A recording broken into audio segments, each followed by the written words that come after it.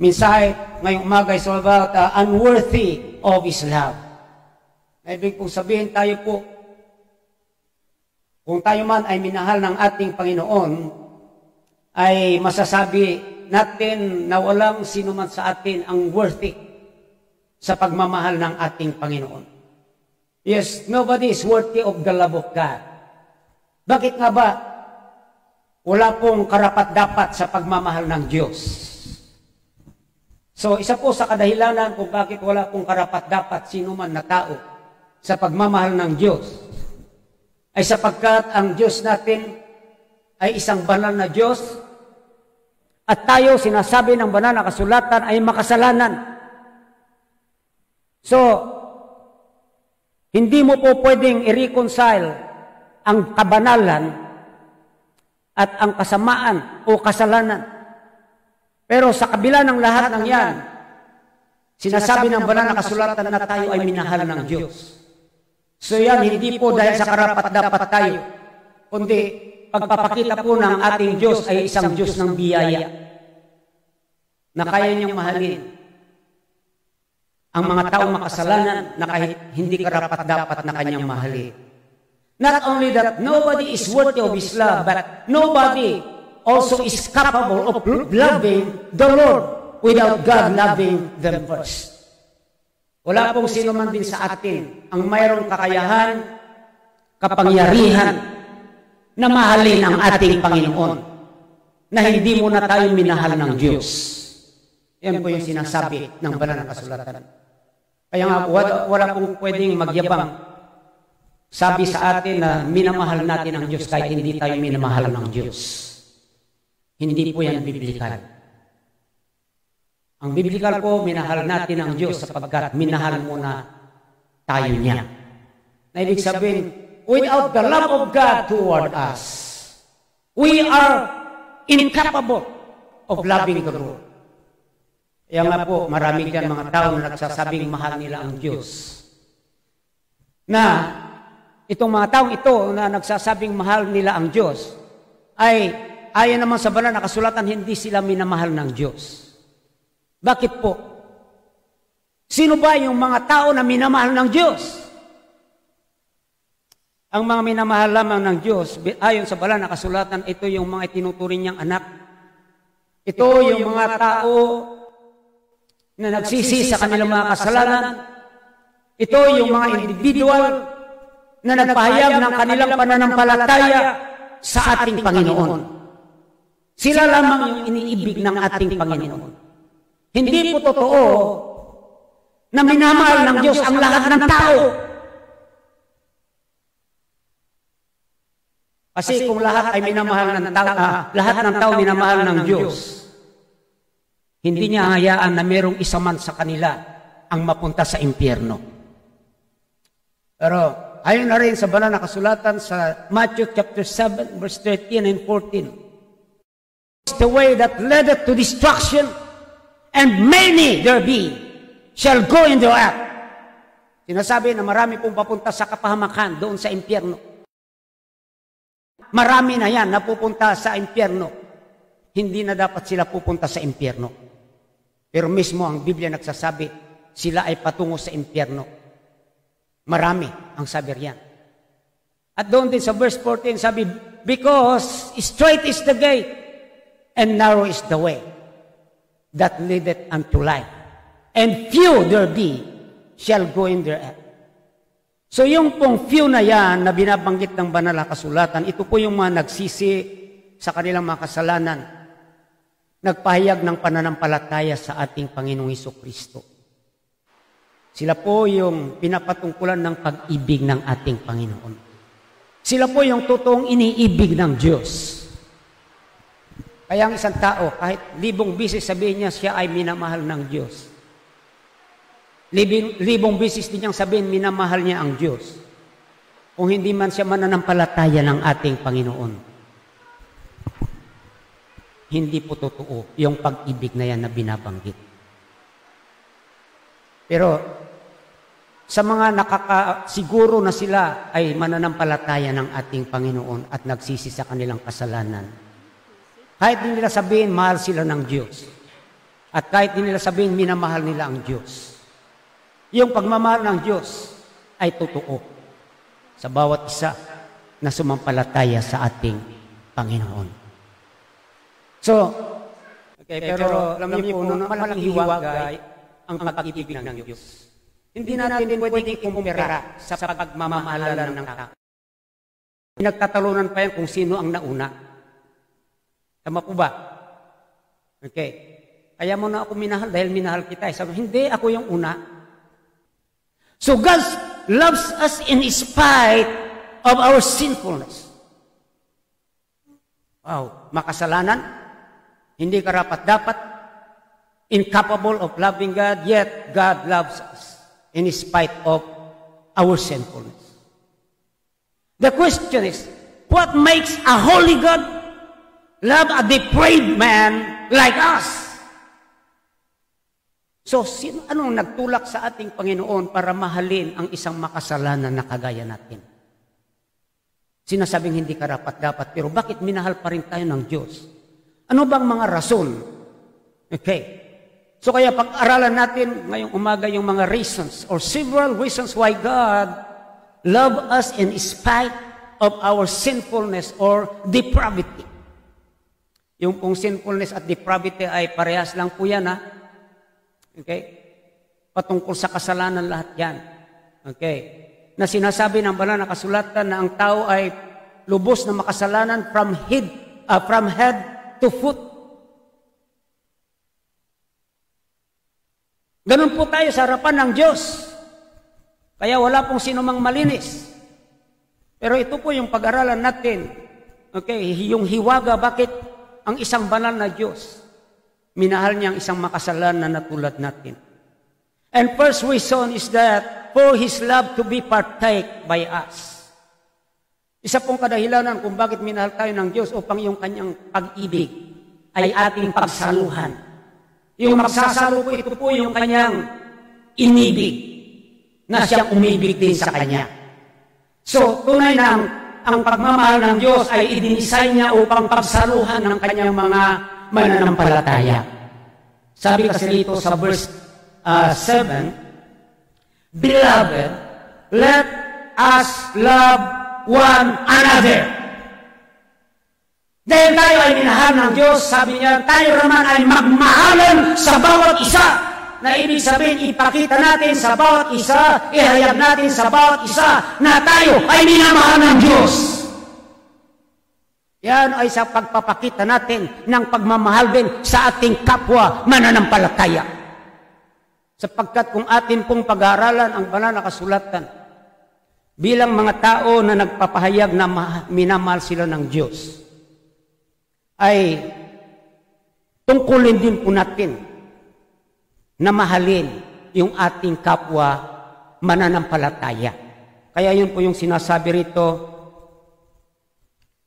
Beloved, yan, ulitin ko, let us love one another. Ito po ay utos sa atin. Ang inuutusan ay yung mga minamahal ng Diyos na kailangan din magmahalan sa bawat isa. Na ibig sabihin yung pagmamahal ng Diyos na kanyang ipinagkaloob sa atin ay atin pong pagsaluhan, atin pong ihayag sa bawat isa, ipakita sa bawat isa yung pagmamahal ng Diyos na kanyang ipinagkaloob sa atin. Sa verse 8, ano pang sabi riyan? He that loveth not, knoweth not God, for God is love. Kaya po ito po ang pagpapaalala sa atin na pag hindi natin natutunan mahalin yung ating mga kapwa mananampalataya, hindi po natin na ipapakita yung pagmamahal ng Diyos. At hindi rin po nasisilayan sa atin na tayo nga ay sa Diyos. Kaya nga po, yung pong pagmamahal, hindi man lahat ay nabigyan. Pero sabi ko, it is a privilege for us to be loved by God. And since it is a privilege for us to be loved by God, nawa rin yung kanyang utos sa atin na sinasabing mahalin din natin yung ating kapwa mananampalataya, ay atin din po maipakita yan. Okay? Minsan, mga mananampalataya, nagsasabing mananampalataya, pero nagbabangayan. Nag-aaway-away. Nakakahiya. Saan na yung pagmamahal ng Diyos na sinasabi natin? Bakit hindi nakikita sa atin? Ang nakikita sa atin ay yung pag-uugali ng dyablo. Tapos nagsasabi tayo ay mananampalataya ng ating Panginoon. Kaya po hindi po dapat natin binabaliwala lang minamaliit yung pagmamahal ng Diyos. Napakalaga yan sa buhay natin. Sapagkat siya mismo nagbigay sa atin yan. Tayo ay kanyang inibig. For the purpose of, for us to be partakers of His love. Then sa 11, sabi pa rin, nyo, Beloved, if God so love us, ano po ang sabi riyan? We ought also to love one another. O, hindi natin kakalimutan yung mga pahayag ng ating Panginoon sa atin. Para sa atin po yan, direkta na sinasabi ng Diyos. Dapat lamang na tayo ay magmahalan sa bawat isa. Maiwasan yung pag-away-away. Hindi pagkakasundo-sundo. Dahil pag tayo ay binigkis ng pagmamahal ng ating Panginoon, dapat wala pong puwang ang pag-away-away. Walang puwang ang hindi pagkakasundo-sundo. Okay. And finally, sa 21, yan din yung sinabi, and this commandment have we from Him. Yan na po binabanggit na talaga command ng ating Panginoon sa atin yan. That he who loveth God, love his brother also. So, 4 na beses binanggit dyan yung ating responsibilidad din na mahalin yung ating kapwa mananampalataya. And that way we are partaking or partakers of the love of God. Okay. So under that is that love sa mga bagay na tanda natin is needed in the believer's fellowship. So diyan kasi napagsasaluhan natin yung pag-ibig ng Diyos pag tayo ay nagpe-fellowship. Diyan natin na ipapadama sa bawat isa. Diyan po natin na ipapakita sa bawat isa yung pagmamahal ng Diyos na kanyang iniukol sa atin. Na kung meron man tayong pag-ukulan ng pagmamahal maliban sa Diyos, yan po yung ating mga kapwa na palataya na ating ka-fellowship. Kaya kung natatandaan nyo, yun pong social distancing, pinapatupad po yan ng ating gobyerno. Okay. So, bukod pa yan doon sa pagsusot ng mask. Pero, sabi ko nga, sa aking pag-aaral ng banal na kasulatan, yung pong social distancing, yan po ay labag sa Christian fellowship. Alam niyo ba yan? Kasi pag sinabing fellowship, andyan talaga yung pagkakadikit-dikit, pagkakaisa, pagsama-sama, hindi po pagkakalayo-layo at pagkakawatak-watak. Kaya naman dito kahit hindi natin nasusunod yung social distancing, ang mahalaga, nasusunod natin yung utos ng ating Panginoon na magkaroon ng fellowship. So mahalaga po ang fellowship sapagkat yan po ay binigay ng ating Panginoon sa iglesia. Para sa ganun, ma-enjoy po natin yung bawat isa. Isa na po dyan yung pagmamahal ng Diyos na iniukol niya sa atin na ating maipadama sa bawat isa. Kaya nga po, wala pong fellowship sa Panginoon na mabubuo kung wala yung pag-ibig ng Diyos sa atin. Ganun po kahalaga yung pag-ibig ng Diyos sa atin. Not only love is needed and the believer's fellowship, but second, love is needed and our fellowship with God. Ganun din po na hindi lang po minahal tayo ng Diyos at minahal natin ng Diyos. Bagkus sa pagpapatuloy natin sa ating relasyon sa ating Panginoon, Kasama rin po dyan yung pakikipag-fellowship natin sa Kanya. So, paano paraan po tayo nakikipag-fellowship sa ating Panginoon?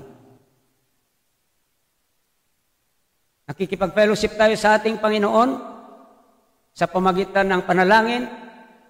Nakikipag-fellowship tayo sa ating Panginoon sa pamamagitan ng pagbabasa ng salita ng Diyos. At ganoon din, sa pamamagitan ng sama-sama panambahan sa Kanya.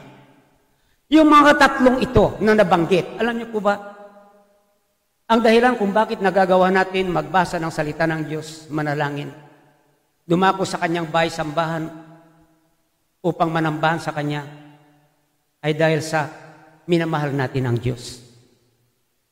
Hindi po tayo pumupunta rito dahil gusto lang natin. Kaya tayo nagpupunta rito sa bahay-sambahan sa tuwing merong panambahan dahil mahal natin ang ating Panginoon. Ganoon din po sa ating pananalanginan. Kaya tayo nanalangin sa Panginoon because we love God. We want to talk to Him.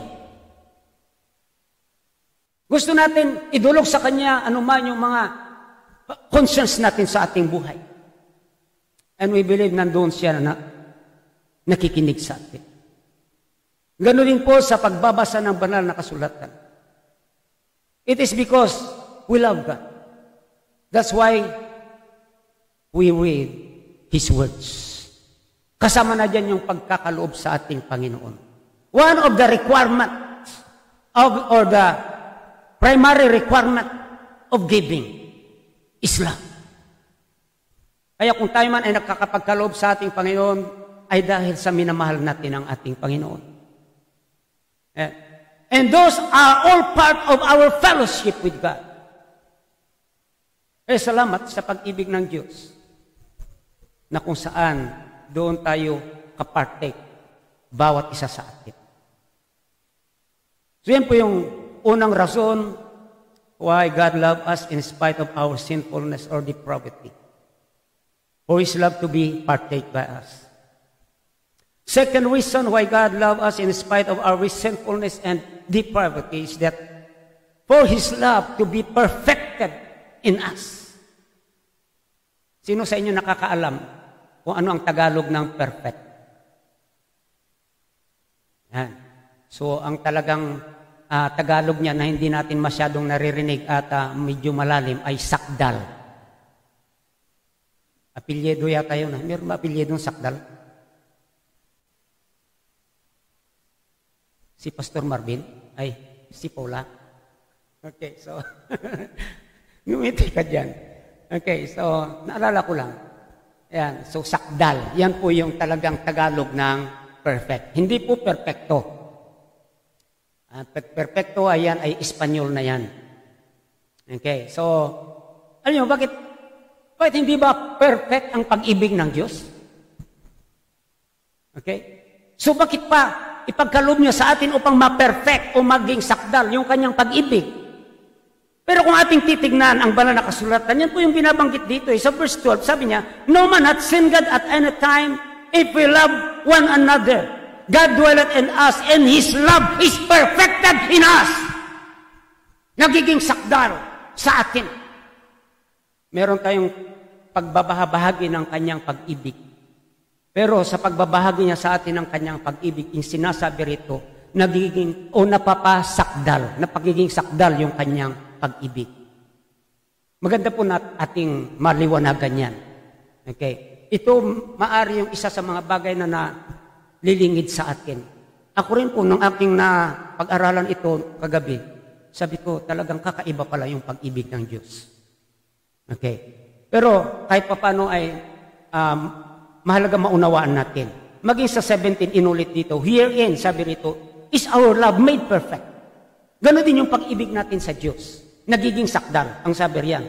That we may have boldness in the day of judgment because as He is, so are we in this world. And again, in verse 18, there is no fear in love, but perfect love casteth out fear. Because fear hath torment. He that feareth is not made perfect in love. Wow. So ano bang ibig sabihin when we say His love is perfected in us? Una-una po natin pong dapat maunawan is that love must have an object to be real. Hindi po pwede na isang umiibig ay wala siyang iniibig. Hindi po pwede ng isang nagmamahal ay wala siyang minamahal. Naintindihan niyo ba yung ibig sabihin niyan? Bawa, may isang tao nagsabi, ako ay umiibig na. Yan. O sino naman iniibig mo? Aywan ko, wala eh. Ano, maliwanag ba sa atin yun? Sinasabi niya? Sabi mo, umiibig ka na, pero iwan mo kung sino at wala kang iniibig. O pwede ba yun? Naunawaan nyo na kung ano kung bakit kailangan mahalin tayo ng Panginoon at mahalin din natin, na yun po yung dahilan kung bakit yung pag-ibig ng Diyos ay nagiging sakdal. Okay? So, maging real po. Kaya nga po kung mayroong taong nagpapahayag siya ay umiibig na pero walang minamahal, unreal po yan. Hindi po makatotohanan yan. Oh, mahal na mahal ko siya. Sino yan? Hindi ko alam, wala. Sa panaginip lang. Real bang panaginip? Hindi po, tama po ba? Kaya ito po yung dahilan kung bakit sinasabing yung pagmamahal ng Diyos na iniukol niya sa atin ay nagiging sakdal sa atin, sa pamagitan natin. Because love must have an object to be real. At salamat dahil tayo po sa dinami-dami ng tao dito sa mundo, kasama tayo sa pinag-ukulan ng Diyos ng kanyang pag-ibig. Ano, ilan na ang populasyon ng Pilipinas? Umaabot ng 110 million. Baka wala pang 1 million na ang tunay na mananampalataya ng ating Panginoon na napag-ukulan niya ng kanyang pag-ibig dito sa Pilipinas ng mga buhay. Kasi marami nga nagsasabi, mahal sila ng Diyos, mahal nila ang Diyos. Pero, ignorante sila sa totoo lang sa pagmamahal ng ating Panginoon. Wala talaga pagmamahalan na namamagitan sa kanila sa ating Panginoon. Sapagkat marami talagang hindi totoo mananampalataya ngayon ang nagsasabing mahal nila ang Diyos. At kiniklaim din nila na mahal sila ng Diyos. Tama po ba? But praise God that we are one of the few na pinagkukulan ng pansin o ng pag-ibig ng ating Panginoon. Object ng kanyang pagmamahal. Di ba masasabi na yan ay pribilehyo? Okay? Pribilehyo na dapat nating i-enjoy. Dahil iilan lang yung pinagkukulan ng pag-ibig ng Diyos. Okay? At tayo ay maibibilang na isa sa mga object of God's love.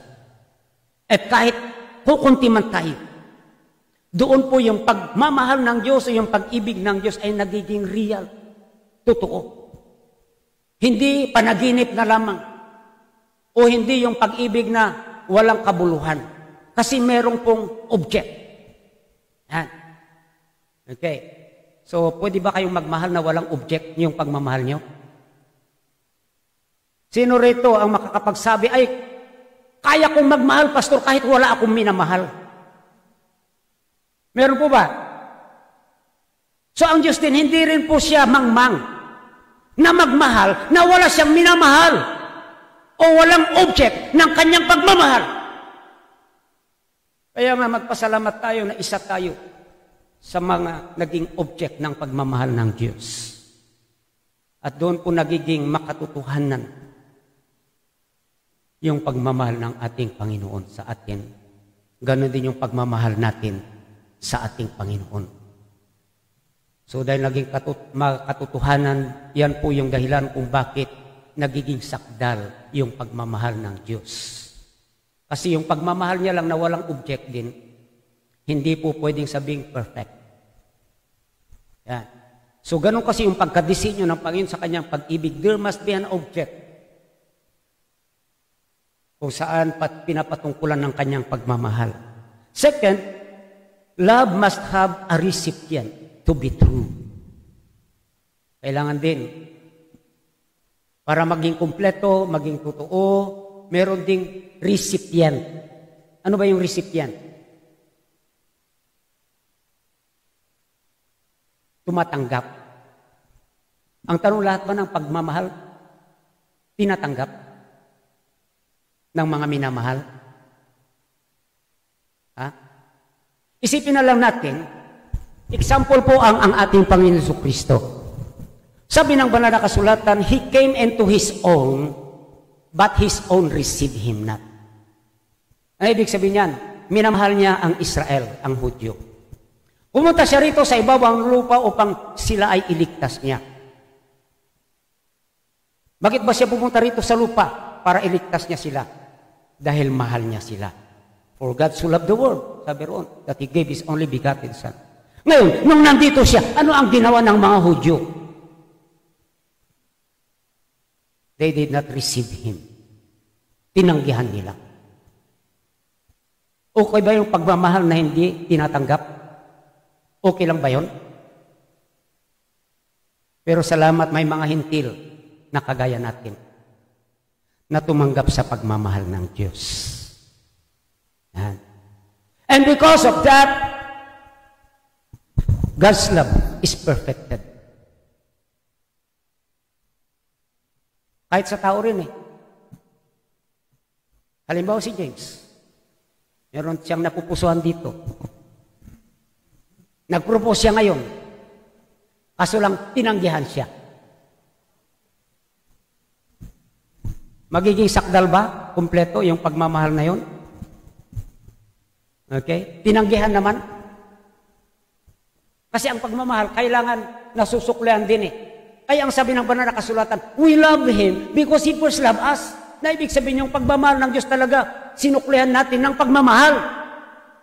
Okay? Yan po yung dahilan kung bakit nagiging sakdal. Yung recipient, merong recipient. Hindi po lahat ng tao rin ay tinanggap yung pagmamahal ng Diyos. Do you believe in that? But thank be to God for those few who received the word of God, na kung saan din ay nagpahayag ng pagmamahal sa ating Panginoon. Sa pamagitan niyan, yung pong pagmamahal ng Diyos sa atin ay napasakdal. Maliwanag po ba sa inyo yan?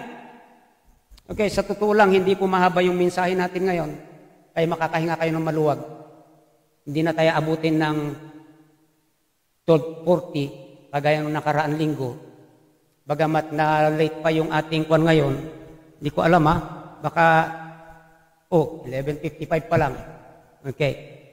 So, pero makita nyo yung sikreto ng pagmamahal ng Diyos sa atin. Talagang napakahalaga. Okay. So, sa kabila ng lahat na tayo hindi kaibig-ibig, pero pinagkaloob niya yan. For the purpose, or for the very reason that for His love to be partake by us, for His love to be perfected in us, and thirdly, for His love to be proclaimed by us. Yung kanyang pag-ibig ay kailangan din maipahayag natin. Okay.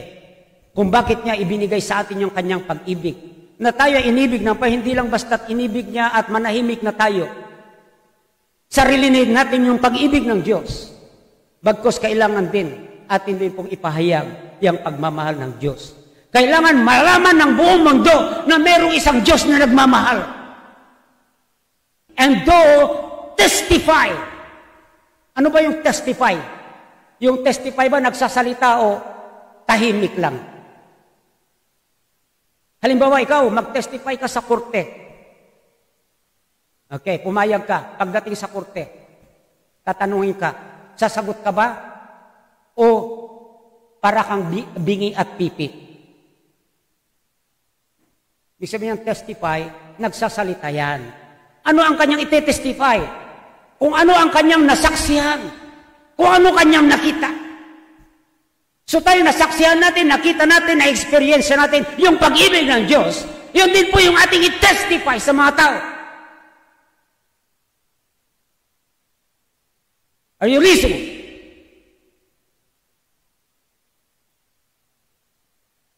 I-proclaim natin yan.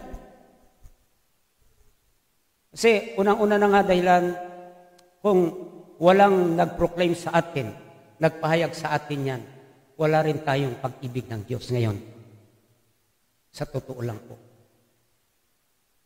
It is because there is someone who is concerned to us. Meron talagang lubos na nagmamalasakit sa atin, na nagpahayag ng pag-ibig ng Diyos. Kaya rin nakamtan natin yung pagmamahal ng ating Panginoon. Ay napasa atin yan. Kaya na-enjoy natin ngayon yung pag-ibig ng Diyos dahil merong isa na nagpahayag sa atin.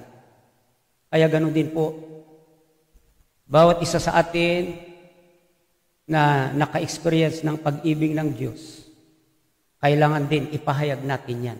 We have to proclaim. Sabi sa 14, ulitin ko in 15, and we have seen and do testify that the Father sent the Son to be the Savior of the world. Okay.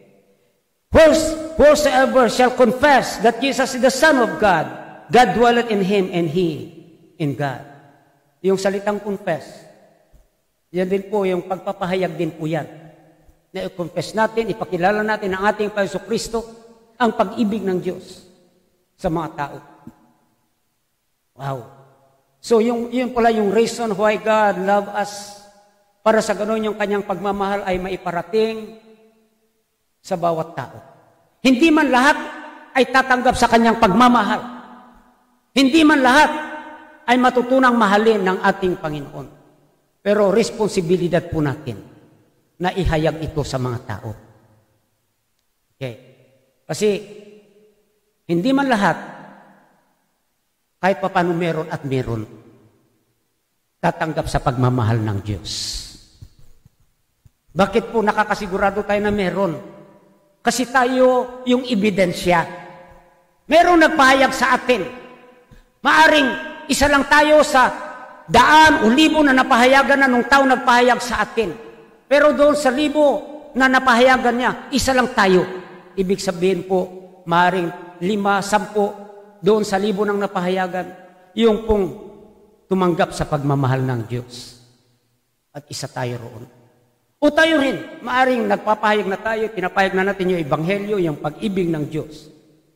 Maaring 100, 200 na yung ating napahayagan, pero ilan lang yung tumanggap sa pag-ibig ng Diyos. Kahit isa man lang yan, o 2 lang yan, sa dami na ng ating napahayagan. Sulit na po yan. Pero hindi ibig sabihin na hihinto na tayo. Hanggat hindi pa dumarating ang ating Panginoong Jesucristo, yung pong gawain na pagpuproclaim ng pag-ibig ng Diyos, ay tuloy-tuloy po yan na gawain natin, na hindi po natin dapat yan hinihintuhan. Yes, for His love to be proclaimed by us, so that others may know His love. Kung walang magpuproclaim sa kanyang pag-ibig, hindi po yan malalaman ng iba. Halimbawa tayo, manahimik na lang, parang pipi, paano po malalaman din ng iba na meron palang isang Diyos na nagmamahal sa kanila, sa kabila ng lahat na sila ay makasalanan? Minsan nga, nakakalungkot pa na dahilan ng iba kung bakit hindi sila nag-aakay ng kaluluwa, hindi nila pinapahayag yung Ebanghelyo ng Panginoon, yung pag-ibig ng Diyos is that, sabi nila, makasalanan yan eh. Dahil makasalanan daw yung tao, hindi na kailangan. Pero, alam po yung pag-ibig ng Diyos, ang tinutumbok niyan, itong kung mga ito po mga makasalanan, yan yung sinasabi rito, yung mga depraved, mga sinful. Sabi nga ng banal na kasulatan ng ating Panginoon, I come not for the righteous, but for sinners to repentance. Kasi nung panahon ng ating Panginoon Kristo, marami man tao na kailangan ang kaligtasan, ang pagmamahal ng Diyos. Pero sa dami ng mga tao yan, marami sa kanila rin yung mga sinasabing self-righteous. Ano po ibig sabihin ng self-righteous? Sa tingin nila sa kanilang sarili ay okay na sila. Ligtas na sila. Punong-puna sila ng pagmamahal ng Diyos. Pero sila ay deceived. So ang ibig sabihin ng ating Panginoon, yung mga umaamin na sila ay makasalanan. Yung umaako na sila ay makasalanan, sa kanila talaga yung pag-ibig ng ating Panginoon. Yes, so that others may know His love. Kaya gaano man kasama yung isang tao, isipin natin, isa yan sa mga recipient na dapat natin pahayagan ng salita ng ating Panginoon. Maging yung matanda nga doon na nagtatanim dati doon sa nakuha natin na lote na pinagtayuan ng garahe. Pag nandoon na kami, lalabas na siya, salita na ng salita ng mga masasama. Okay? Pastor na rapist, pastor na hold-upper. Naintindihan ko naman kahit Bisaya eh. Kasi yung pastor, hindi naman niya nabibisaya yan eh. Yung rapist, hindi niya binibisaya. Hold-upper, hindi niya binibisaya. Ewan ko, siguro may kakilala siyang ganun. Doon sa kanilang probinsyang pinanggalingan. O ewan ko lang. Okay, pero sa akin, pinapanalangin ko na lang, hindi ako umiimik. Kasi unsaved yan eh. Tingin ko pa nga, talagang nadudumi na siya ng dyablo.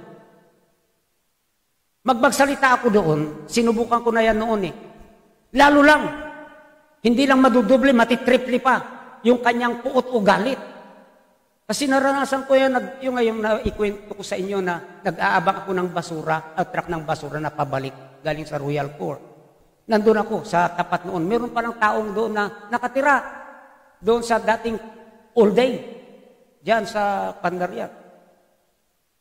Nakita niyo yung basura na ako, nakasako naman. Tapos may balde ng nakakuha lang yung karton ng pizza. Yun lang. Sira na yung balde. Okay, sabi ko, nag-aabang lang po ako ng sasakyan dito, ng truck ng basura. Hindi ko naman iiwan dito. O ba? Hindi na maintindihan. So, talagang, nanahimik naman ako. Pero talagang yung pagsasalita ko pa lang ng ganon, nagpapaliwanag naman sana, pero hindi niya po. Maya-maya lumabas, tinadyakan niya yung balde. Gumulong sa kalsada. Sabi ko, ano ba ito? Pati yung nagsusupervise sa mga naghakot ng basura na nandoon din. Tinatanong niya nga ako kung saan ba yung truck ng basura eh. Parang may nagmamanman pala sa mga yan kung talaga bang umiikot sila. Kasi in-interview niya ako, umiikot ba sa ito talaga? Okay, so pati yun, talagang nasaktan siya. May concern siya sa basura na yung pagkatadyak, parang siya na yung tinadyakan. Pero sabi nila, kung daw yan, may ganyan daw. Intindihin mo na lang. Yung sabi ko, okay, pero sa tingin ko, wala pong ganun. Matinong tao yun.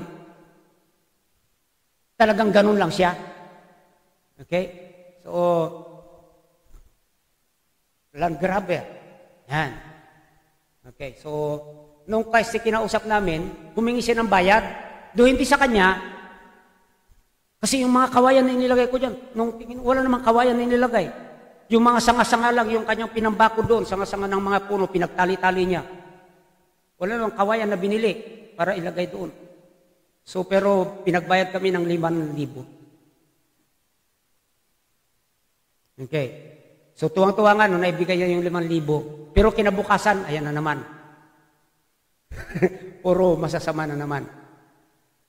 Na ibig sabihin, itong mga taong ganito, ay sila ay object ng pag-ibig ng Diyos na tayo na nakaamot ng pag-ibig ng Diyos ay kailangan din i-proclaim sa kanila. Kaya yun, sabi ko dahil mahirap naman kausapin, pinapanalangin ko na lang naway kumilos ang Panginoon sa kanyang buhay. Na mawala yung pagkontrol sa kanya ng dyablo. Apang sa ganun ay mabigyan niya ng puwang. Okay. Yung salita ng ating Panginoon. Kita nyo, yung mga sinasapian nga nung panahon ng ating Panginoon Kristo, kanyang pinapalayas yung mga masasamang espiritu at sila ay nakukonvert sa ating Panginoon. So that others may know His love. Secondly, that others may experience His love. Na hindi lang malaman nila yung pag-ibig ng Diyos, kundi ang purpose din ay para ma-experience nila yung pag-ibig ng Diyos. Iba yung alam mo lang yung pag-ibig ng Diyos kaysa doon sa na-experience mo yung pag-ibig ng Diyos. Kung magsalita ang mga tao sa sanlibutan, akala mo na-experience nila yung pag-ibig ng Diyos. Minsan, mas vulgar pa silang magsalita kaysa sa mga mananampalataya. Mananampalataya, ganun lang. Walang masasabi patungkol sa pag-ibig ng Diyos. Pero yung mga sinasabing unsaved, talagang malalakas ang loob magsabi patungkol sa pag-ibig ng Diyos. Kahit hindi nila na-experience. Nasasabi lang nila pa yung parang kaipokrituhan. Ganyan naman sa sanlibutan. Pero tayo po bilang mga mananampalataya, responsibilidad po natin yan. Kasi ngayon masasabi natin, hindi lang nalaman natin yung pag-ibig ng Diyos at na-experience yan. Dapat yun din yung ating nasa sa iba na hindi pa nakakaalam at nakaka-experience ng pagmamahal ng Diyos. To proclaim to them the love of God. That is the Lord Jesus Christ in His gospel. Upang sa ganun, malaman nila ang daan ng kaligtasan, daan patungo sa kaharian ng ating Panginoon. And lastly, that others may enjoy His love. Ay po yung pag-ibig ng Diyos, hindi lang po naman nilayo ng Panginoon na makilala natin, malaman natin. Hindi lang nalaman ng Panginoon na ma-experience natin yung pag-ibig ng Diyos. Kundi, ang layo ng Panginoon ay ma-enjoy natin yung pag-ibig ng Diyos. Kaya nga kung nag-enjoy ka na manalangin, nag-enjoy ka na magbasa ng salita ng Diyos, nag-enjoy ka na dumako sa bahay-sambahan upang manambaan sa Kanya, masayang masaya ka kung ikaw ay nakakapagkaloob sa ating Panginoon. Ibig lang sabihin, you are enjoying the love of God. Pero kung halos wala ka ng panahon sa mga bagay na yan, o pahirap pa sa'yo yan, meron kang pag-ibig ng Diyos but you are not enjoying it. Alam niyo po, it is designed by God that His love must be enjoyed by His believers. Ay ako bilang pastor, doon maraming mga pastor na, alam niyo po, yung talagang hirap na hirap sa ministry. Nagsasabi silang gano'n. Kaya nga yung iba pa, nagkakaroon pa ng sabbatical leave. Yung sabbatical leave, after 7 years, ay nagpapahinga sila. Para raw maiwasan yung burnout. Yung burnout, yung parang pakiramdam nila, hirap na sila sa ministry. Hindi ko maintindihan yung kanilang sinasabi. Hindi ko maintindihan bakit kailangan magkaroon ng sabbatical leave. Hindi ko maintindihan bakit kailangan magpahinga ang isang pastor sa kanyang ginagawa sa ating Panginoon. Kasi I never experienced a time in my life na na-burn out ako. Bagkos, sa totoo lang, for the past 19, tama ba, magna 19 years na ako na pastor. Actually, 19 years na. Kaya kung kasama yung pag-uumpisa ng Bible study noon, I never felt burnt out. Bagkos ang aking kung nararanasan sa ministry ay ako po ay nag-i-enjoy na ginagawa yung gawain na ipinagkatiwala sa akin ng ating Panginoon. At wala akong balak na magpahinga. Bakit ako nagpapahinga?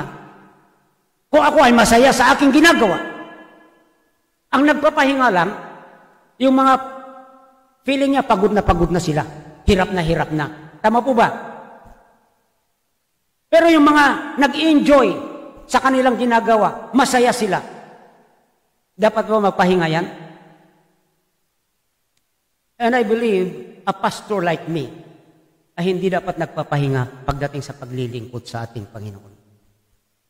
Wala po sa Biblia yan. Wala kayong makita sa Biblia na kailangan magpahinga. Yung pong sabbatical na yan ay para sa lupa Kung babasahin nyo, meron kasing sabbatical doon sa banal na kasulatan that after 7 years na tinatamnan yung lupa, sabi ng Panginoon sa mga Israel, ay huwag nyo munang tamnan sa pang-8 taon. Hayaan nyo dyan. Nakatiwangwang. Okay? Para pagpalain kayo ng ating Panginoon. Lupa yun, hindi po tao na naglilingkod sa ating Panginoon. Yung sabihin, kailangan din matapos din, magpahinga rin yung paglilingkod, na ibig sabihin, pag ako pastor, hindi na ako naglingkod. Ano kaya ang mararamdaman ng Panginoon? Hindi ko na nagagampanan yung aking responsibilidad kasi sabi ko, magre-rest muna ako. Yung mga bagay na dapat ibigay ko sa ating Panginoon, ipagkaloob ko, hindi ko na naibibigay, nagre-rest na ako eh. Matutuwa kaya ang Panginoon? I believe na, no. Hindi siya matutuwa. Kasi wala rin siyang ibinigay sa mga pastor na katulad ko mula sa banal na kasulatan na statement dito na kailangan magpahinga rin ang pastor. Ibig sabihin, kailangan mag-leave. Okay. So, okay lang yun. Yung mga maraming kapastoran ngayon, pag Lunes, rest day nila. Hindi ko question yan. Okay. Walang problema yan. Pero yung sabbatical leave, magli-leave, iiwan mo na yung church, hindi mo na siya yung pastor, ipagkakatiwala sa mga membro, sa mga men of the church, yung kanyang responsibilidad bilang pastor, ay parang nakakahiya naman. Okay. At sasabihin ng pastor, kayo muna kasi pagod na ako. Ano kayang mangyayari? Ano kayang sasabihin ng mga membro? Bakit si pastor pagod na? Ibig sabihin, matitigas ang ulo natin. Ibig sabihin, pasaway tayo. Napagod natin ng gusto si pastor. Ganun po, kasi nga, naramdaman ko yan eh. Kasi nung iniwan kami ni Pastor Ador, pumunta na siya ng estate. Nung nagpapastor na ako, meron akong napakinggan na ganyan. Yun ba yung sinasabi? Taga-Caloocan yun ha, yung grandmother church natin, yung mga nag-uusap-usap na ganyan, na mga pastor. Yun ba yung sinasabi nila na na-burn out, kaya umalis sa church? Alam, nasaktan ako kasi yung pinag-uusapan doon, pastor ko. At hindi ko matanggap na kami na membro ng church ay parang naging pabigat sa pastor, kaya umalis siya sa amin. Pero hindi rin yun yung dahilan kung bakit umalis si Pastor Ador. Merong dahilan na iba, hindi dahil siya ay na-burn out. Kaya nga, siguro, kung gano'n din gagawin ko, magpapahinga muna ako kasi pagod na ako. Alam ko, hindi kayo matutuwa kasi akalain nyo rin na kayo ang dahilan. Mga pasaway kayo. Maring gano'n yung isipin nyo. Pasaway pala tayo kasi napagod na ng host ko si pastor. Kaya nagpahinga na. Nasasabi ko yan kasi na-experience ko yan nung narinig ko yung ganong statement nila para kay Pastor Ador. Okay. Sabi ko, hindi naman ganyan eh. Sinabi ko. Yung lang, hindi ko naman tinatanong si Pastor Ador kung bakit umalis siya at pumunta sa estate. At doon na nagpastor.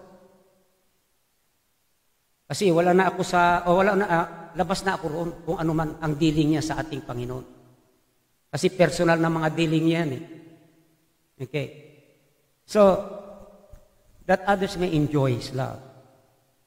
Kaya tayo rin bilang mga ginawaran ng Panginoon ng kanyang mamahal, dapat ma-enjoy natin yung pagmamahal ng Diyos. I-enjoy natin pananalangin, i-enjoy natin pagbabasa ng salita ng Diyos. I-enjoy natin dumako sa bahay sambahan upang manambahan sa Kanya. I-enjoy natin maglingkod sa Kanya. I-enjoy natin ang magkaloob sa ating Panginoon. That way, masasabi natin, we are enjoying the love of God. So we must thank God for loving us. Isa po yan sa mga bagay na hindi natin dapat kakalimutan sa araw-araw, yung tayo ay magpasalamat sa ating Panginoon dahil minahal niya tayo. Isipin natin yung iba na hindi minahal ng Diyos. Nasaan sila? Saan sila patungo? Kaya magpasalamat tayo dahil minahal tayo ng Diyos. Secondly, we must praise God for loving us. Purihin natin ang ating Panginoon. Yung pagmamahal ng Diyos sa atin is one of the reason why we must praise God. Bakit? Kasi yung pagmamahal na ginawa niya sa atin ay kapuri-puri. Yan ang isang bagay na kapuri-puri. Minahal yung hindi karapat-dapat mahalin. Tama po ba? Okay? Ano ang sinasabi niyo? O sinasabi ng tao, halimbawa, may isang tao na nagmahal doon sa yung minamahal niya, ay talagang hindi karapat-dapat mahalin. Lalo na halimbawa, yung mga sinasabing babaeng martir. Okay?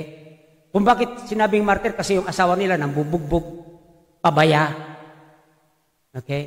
So, para bagang walang pamilya halimbawa, pero yung babae ay nananatili pa rin. Anong sinasabi doon sa mga babaeng ganon? Martir. Bakit? Kasi nagawa pa rin patuloy na mahalin yung isang tao na hindi karapat-dapat mahalin. Wow. Okay. Pero ganun po yung nangyari sa atin. God love us in spite of the fact that we are sinful and depraved. Dahil sa ganun, kaparaanan, it is our responsibility to praise God. Nung sabi nila sa babaeng martir, believe din naman ako sa iyo. Di ba pag pupuri yun? Ganyan na yung asawa. Yan. Pero hindi mo pa rin kayang hiwalayan. Nagtitiis ka pa rin. So kapuri-puri. Yan po yung ginawa ng ating Panginoon sa atin. Kapuri-puri. Kaya dapat natin siya puriin. And thirdly, we must worship God for loving us. Sa rin sa mga bagay na gusto at nais ng Panginoon nung tayo kanyang bigyan ng pagmamahal o pag-ukulan ng pagmamahal. Upang tayo na minamahal niya at nagmamahal sa kanya ay sambahin siya. Dahil tayo na minamahal ng Diyos, tayo lamang yung may karapatan. Tayo lang yung katanggap-tanggap ang pagsamba sa ating Panginoon. Lahat na ng tao na nag-worship sa Panginoon na hindi naman minamahal ng Diyos, hindi katanggap-tanggap sa Diyos yung kanilang pagsamba. And lastly, we must serve God for loving us. Minahal tayo ng Diyos at pagkatapos niyan ginawa tayong lingkod niya. At tayo lamang na minamahal ng Diyos ang itinuturing ng Diyos na kanyang lingkod. Kaya kung tayo nga itinuturing na Diyos na kanyang lingkod, dapat tayong maglingkod. Yes. We are unworthy of His love. But in spite the fact that we are sinners, that we are depraved, God loves us. So we must thank God. We must praise God, we must worship God, and we must serve God. Tayo po ay tumayo at